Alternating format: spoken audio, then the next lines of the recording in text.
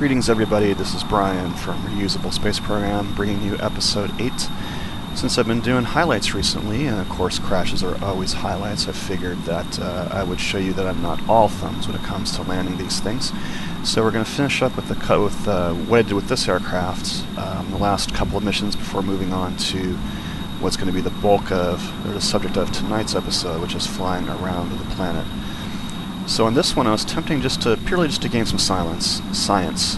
There are some biomes where, landed water, for instance. Well, how do you land on land but be in the water biome?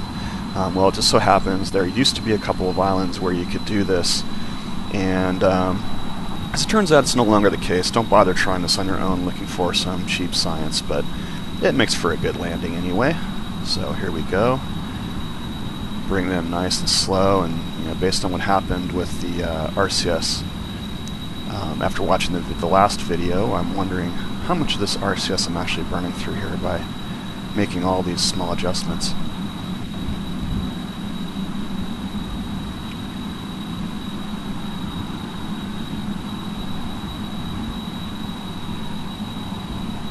Now if you slow down enough while doing VTOL, you'll notice that your velocity vector tends to drift. If that happens, you want to roll to bring your velocity vector back underneath your nose. That's key. Otherwise you come down sideways and tend to roll the aircraft on landing. Okay, so this aircraft I actually outfitted with turbojet engines. By the way, that was an uneventful takeoff. And turbojets give you more power at high altitudes, so this plane actually has some decent speed when we get up here. That was at Mach 1.3. I might be the first plane in this series to break the sound barrier. I'm not sure if the Dart ever did. Here's another landing out in the desert. This is a biome I have not yet visited. This desert is just to the west of the Space Center. Woo, almost lost it there. And that was at 3 times speed. That actually happened a lot slower in real life, so to speak. Now in this takeoff, this is kind of interesting. I'm showing you this in 1x speed here because of what happens. And what happens? Well, I'm not totally sure what happens. I don't know if Jeb and Bob decided to do some showing off, or if I just blew it, or what, but this craft very quickly became uncontrollable. I thought for sure I was going to lose Jeb and Bob, but I stuck with it.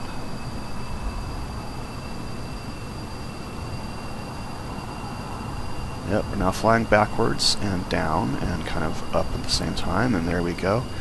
I don't know, maybe Jeb and I just wanted to skywrite his girlfriend's initials or something up there. Luckily, I got it back under control.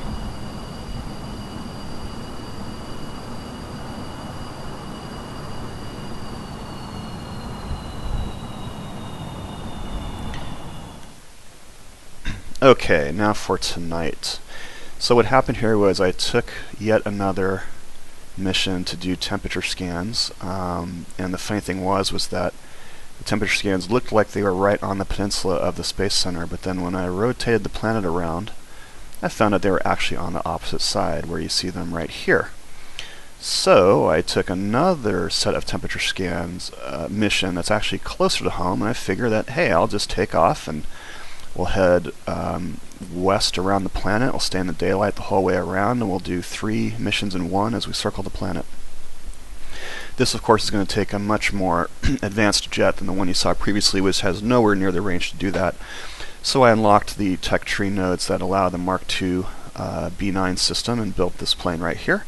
You may recognize this. It's very similar to one of the planes I built for my Kerbal Space Program .25. This aircraft has dual turbojet engines and has VTOL capability. And unlike the single engine craft, I will not be able to just simply reach under and disable the VTOL engines after I'm done using them. So I developed a technique that actually works pretty well, which is to just lower the thrust limiter on each one, incrementally, bringing them both down to almost 0 before shutting them off completely, which you'll see me doing right here. Well, after takeoff anyway. So I waited to take off right at sunset, and when this gets up to altitude, it should hit a decent Mach number and should actually cross over the daylight section of the planet faster than the planet can rotate, enabling me to do this mission all in daylight. This is like the endless summer, but it's the endless day.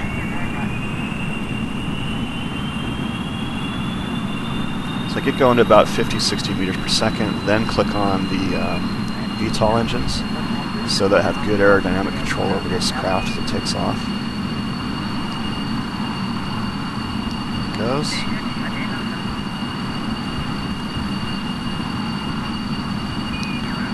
So now we're riding on partial lift and partial engine thrust.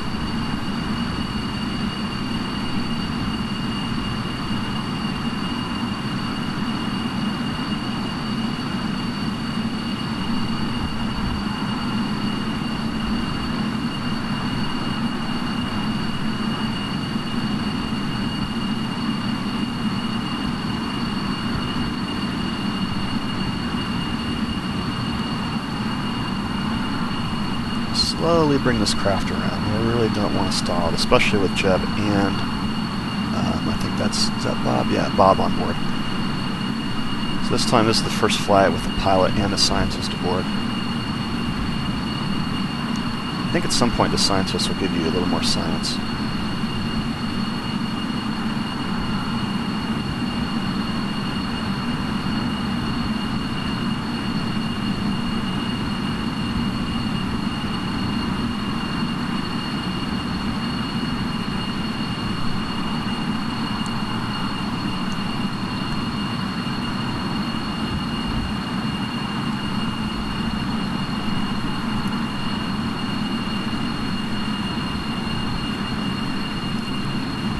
Now that I've leveled off and hit decent flight speed here,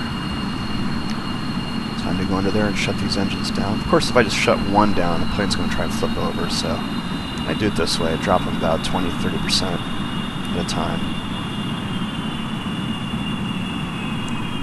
And you can see the plane's flying perfectly level. SASA has it well under control.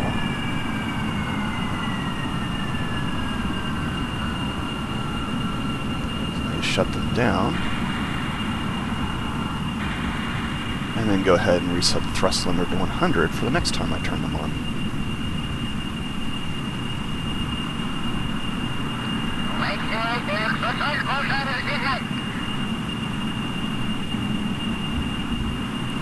So at high altitude, high speed, this should get me around the planet without too much fuss, and I should have plenty of fuel for this. And this is actually packing a whole lot of science too. I have 4 materials bays stuffed inside that cargo bay there. Cargo bay starts right in front of the wing and goes all the way to the cockpit. It's about half the length of the aircraft. You just saw it highlight right there.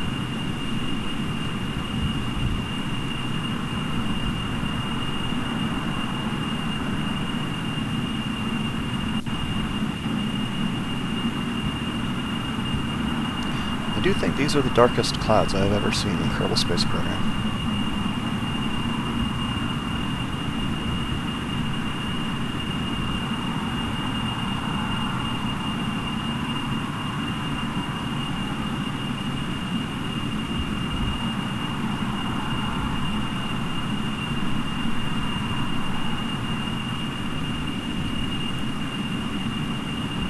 Normally by now I would have cut to later on in the flight, but it's pretty cool what I see here when I come out of these clouds, and I wanted to show that.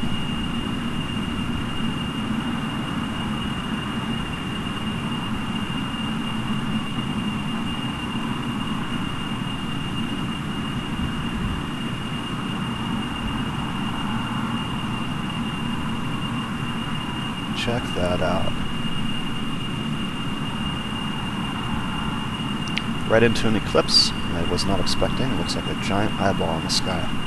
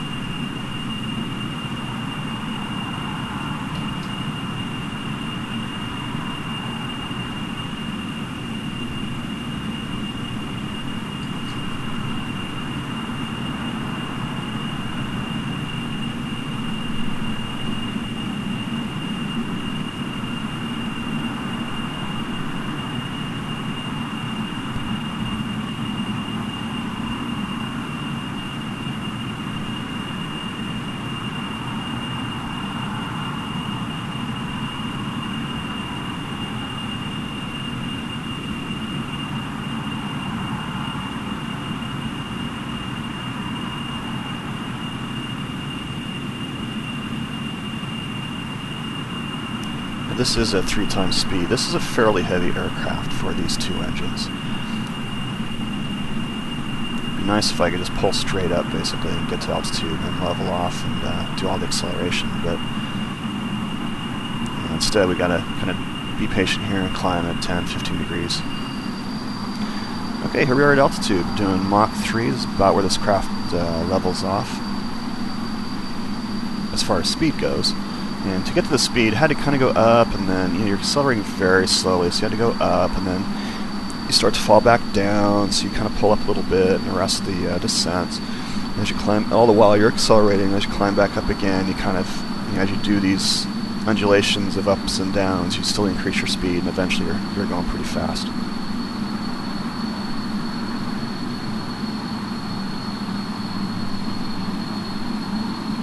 And you can just see that marker there right above my nav ball. That's a marker at altitude, but it's way below the horizon. So we're going all the way to the end of the next continent over.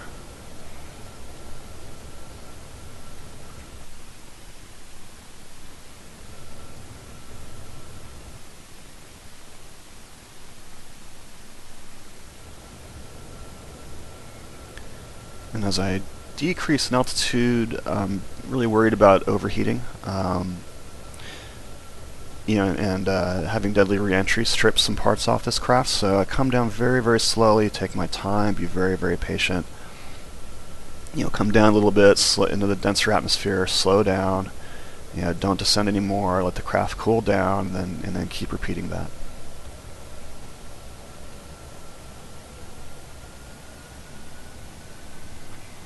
And here we are finally arriving near our target. I think this is actually just after I got the first temperature reading here. I think.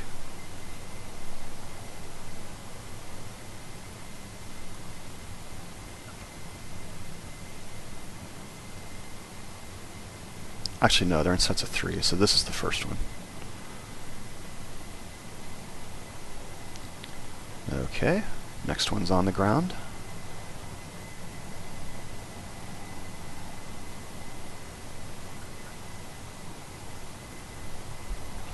Now, as you'll see here after I land, this side of this continent, this would be the western coast of the continent to the west of the Space Center that has the big desert. It's a very benign coastline, very, very flat. This would be a great alternate landing site. Miles and miles and miles of just lightly rolling hills. But it is kind of far away. Your recovery is going to be a little bit low.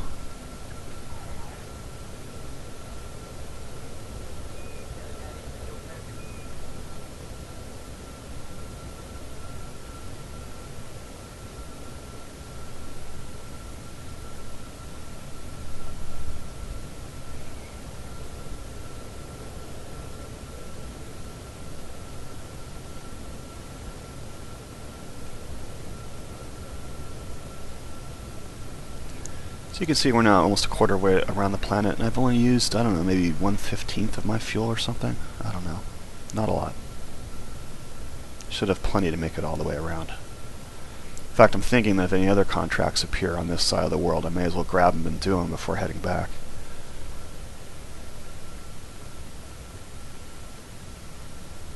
Okay, enabling those engines.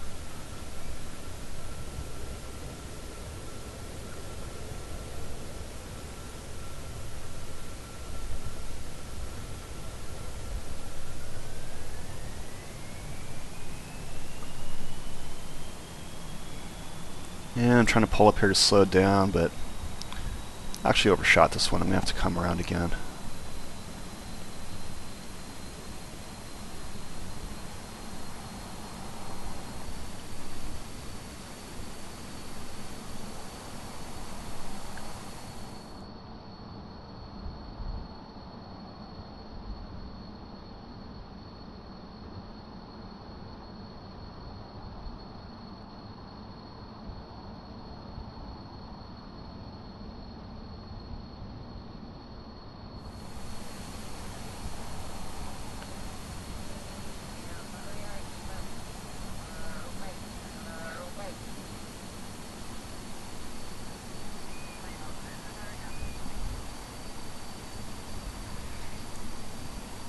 So right now I'm paying attention to my surface speed, and I'm paying attention to where my velocity vector is.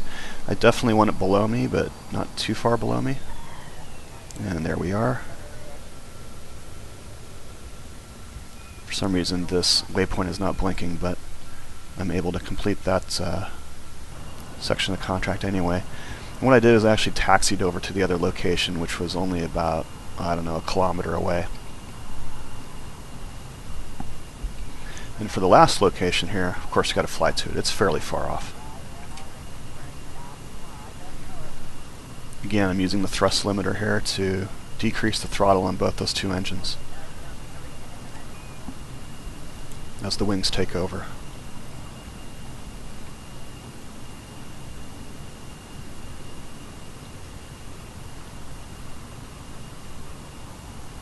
And off we go.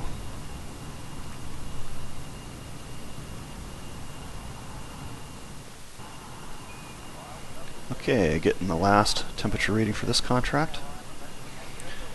And now I've been flying for, I was like an hour and a half in real time, and it's late at night, and I'm thinking, you know what? I'm going to need to break this video into 2 slices anyway, so I'm just going to fly out to the west somewhere, find a nice place to land, and let Jeb and Bob here take a rest while I go to sleep.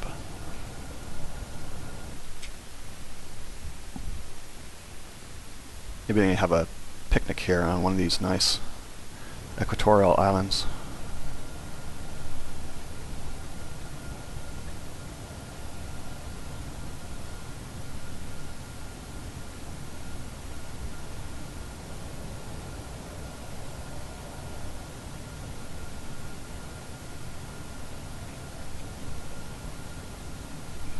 I could probably land on this one, but it's a little tight. I'm moving kind of fast right now. And it looks like there's a nice flat spot on this other island here nearby, so I'm going to land there instead. Looks like about the right distance to slow down.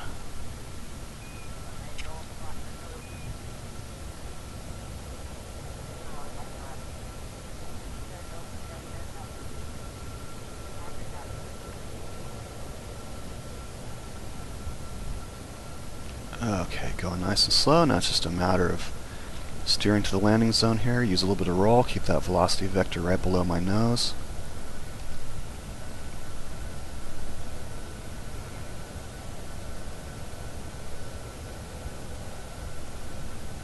And then just work the throttle and make sure you come down nice and soft. Which is much harder than it sounds because the jet engines take so long. Okay, slowing down to 1x speed so you can see how slow this really lands. And we're there.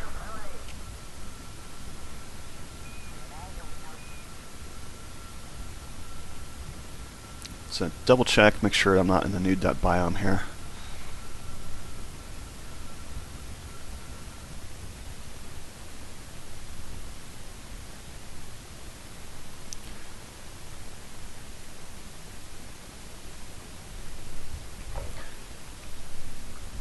Okay, so coming up on the next episode, oh, here you go, you can see what's inside the cargo bay there.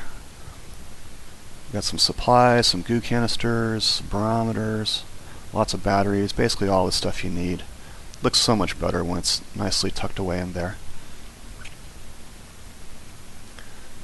So in the next episode we continue Jeb and Bob's adventure, and meanwhile a new pilot, or a new Kerbal, is found somehow floating in space, and it's up to us to go rescue him. So a hasty prototype rocket is retrofitted and outfitted with a nice capsule here to go pick him up and bring him home.